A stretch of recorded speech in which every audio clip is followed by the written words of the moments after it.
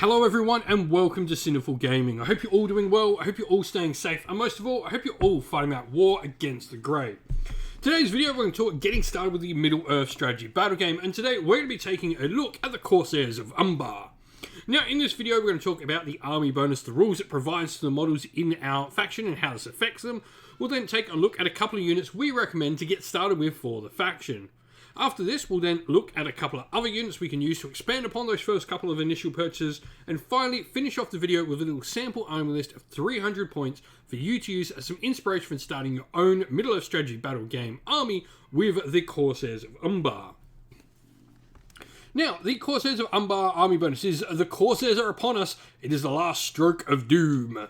This allows Corsair models to gain the Backstabbers special rule, so all your Corsair models will get this cool rule, where they receive +1 to their wound rolls when making strikes against the trapped models. This bonus is cumulative with other bonuses, such as using a two-handed weapon.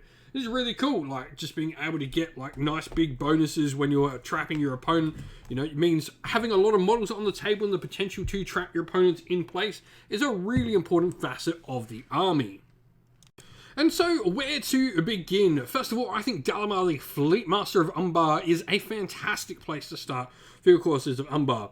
You're going to get Fight Value 5, Shoot 3+, Strength and Defense 4 with 3 attacks, 2 wounds, and 2 points of Might and Will, and 3 points of Fate. He's got Sword, Throwing Daggers, and Smoke Bombs, which are a really cool throwing weapon with a strength of 1. Any model hit by them but not slain will immediately expend a point of Will, or they are affected by the channeled version of the Transfix magical power. This is really cool, just to sort of give you control power on the table with him, which is also really cool because he's a pretty good duelist there with Heroic Strike and Heroic Defense. However, with those Smoke Bombs, if he ever rolls a 1 with the Smoke Bombs, he runs out of stock of them and can't use the ability for the rest of the game. Now he gains Bane of Kings there, which is going to allow him to reroll wounds when he's in a duel, and the Stalk Unseen will mean if he's partially concealed by terrain, and unless an enemy's within 6 inches of him, they can't see him at all as they're able to sort of meld into the terrain. He also has his own preternatural agility special rule as well. This will mean he can never be trapped while he is still standing up. So, pretty good all-round character. He's got nice utility, he's good in a duel, he's got, you know, a decent store of heroic powers in his Might, Will, and Fate there. And he's got, you know, he is a nice, solid, well-rounded character. Now to go along with him, Corsairs of Umbar are going to be the standard part of your army. Fight Value 4 is pretty nice, with Strength and Defense 3, 1 attack, 1 wound, and Courage 3. Sword and Throwing Daggers are their standard weapon, though they can take bows, shields, and spears as well. So, all some pretty nice abilities to take for your faction. They definitely really do add, you know, a lot of numbers to your table. 7 points a model, 8 points with any of the chosen upgrades can be a really nice, useful piece to have on the table. Provide you with plenty of troops to make sure you're always trapping your opponent. And so, looking at where to go next with the Corsairs of Umbar, a Corsair Bosun, I think, is pretty much a must-take. These effectively count as your banners for your Corsairs. Friendly Corsair models within 3 inches of the Corsair Bosun count as being in range of a banner. Now, they have the Heroic March, Heroic Action, 1 point of Might, Will, and Fate each, Fight Value 4, Strength 4, Defense 4, 2 attacks, and 2 wounds. Sword and Throwing Daggers are their basic armament, but they have the options for bows, crossbows, shields, two-handed axes, and spears. So there's plenty of different ways you can equip these models to really make a bunch of unique bosuns for your force. Now, the bosuns are really fun, and they work really nice in tandem with Corsair Reavers. These are an elite option for your army. They are 2 sword-wielding Corsairs. Now, they have the mindless killer rules, where any combat starts any Reaver that starts its move at least 6 inches away from a friendly Corsair Bosun must make a courage test. If the test is failed, they'll be driven into a bloodthirsty rampage and will charge the nearest enemy model. If 2 or more models are an equal distance away, then you can choose which one you want. If the Reaver fails this courage test and not possible for it to charge an enemy model, it will charge the nearest friendly model instead. And should a Reaver charge a friendly model, then charge model will not move during the move phase but must fight the Reaver during combat. If the Reaver fails this test and there are no models that it can charge, it will move 6 inches towards the closest enemy model instead. The Reaver's controlling player may choose to have the Reaver automatically fail his courage test if they wish, and when driven into a bloodthirsty rampage, Corsair Reavers gain a +1 to their wound rolls and do not need to take courage tests for charging terror-causing enemies. So, quite a bit to understand that these models can charge your own, can fight your own, but they work nicely next to a Corsair Bosun who can somewhat control them. Now, another unit option we have available to Corsairs is the Arbalesters. These are carrying Arbalesks.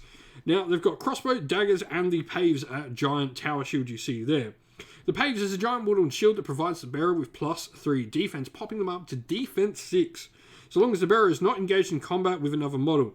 The bearer may use the rules for shielding, though they will not gain the +1 defense bonus, as they also carry a crossbow.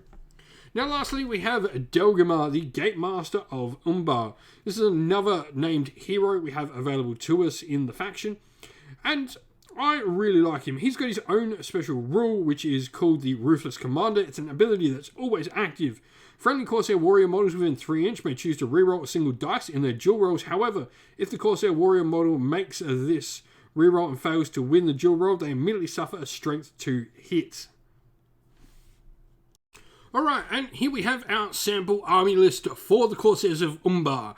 Now, 300 points on the nose with 5 bows and 19 warriors altogether. Dalamir, the Fleetmaster of Umbar, is going to be our leader. He's got his standard armament. And then for his warband, we have 5 Corsair Arbalesters. And then we have a ton of Corsairs of Umbar. Some of them with spears, some with shields, and some with no extra armament. We're having to cut down on points as to how we get as many as we do in. There are 3 models rocking the spears, while 4 of them with shields and 2 with no extra upgrades. We then have a second Hero of Fortitude, which is going to be the Corsair Bosun, and then he's got 5 Corsair Reavers in his warband with him. If you've been playing with the Corsairs of Umbar in the Middle-earth strategy battle game, let us know how you've been going. Let us know what your favourite loadouts are on your particular types of warriors. What characters are you using? What combinations of warbands are you putting together? Love to hear from everyone down in the comments below. And so that's the end of the video. We hope you all enjoyed the video. If you did, please don't forget to leave a like and subscribe to the channel if you haven't already, and drop a comment down below in the comment section letting us know what you enjoyed about the video. If you'd like to chat more with me and other members of our little community here at Sinful Gaming, we have a Discord server which has got a link down in the video's description where you can come chat with me about wargaming and indeed a ton of other stuff in the Discord as well. Now, if you'd like to help support the channel, the best ways to do so are down in the video's descriptions as well, either by going and joining Patreon or YouTube members, both linked in the video's description, or by grabbing some channel merch, either through our Ko-fi store or through Teespring. All of these are the best ways to help support the channel. If you'd like to do anything else and help support the channel, please reach out. We're always thankful for anyone who wants to help the channel. Thank you to our Patreon and YouTube members. We'd like to give you all a shout out for being such amazing supporters. So thank you to our Patreons, Christian Weir, Soren, Kenny Lyle, Outer Shot First, Andrew Bowen, Nathan Fee, The Rising Ape, Cure Dynamic, Anthony B, JJ Austrian, Average Wargamer, Domir, Mark Harvey, James Cater, Bloobs, Benjamin Swallows, Red Martin, Kevin Bowman, and Iron Grinch, and to our YouTube members, Green Roots Gaming, Ronya, Lock Lorick, The Johnny 84, David Ellsworth, Wolfric Nick, Broken Chef, Ariana Edwards, Revenar, Pink Nico Fire, Robin Mankiller, Monty's Tabletop, Terrain, John Castle, Davis Weir, and James South. And lastly, a special thanks to Lady Witchfox Art, who does all the amazing artwork for the channel. Couldn't do what we do without you. Thank you all once again for watching. Stay safe, stay well, and most of all, keep fighting that war against the grey. Ciao for now.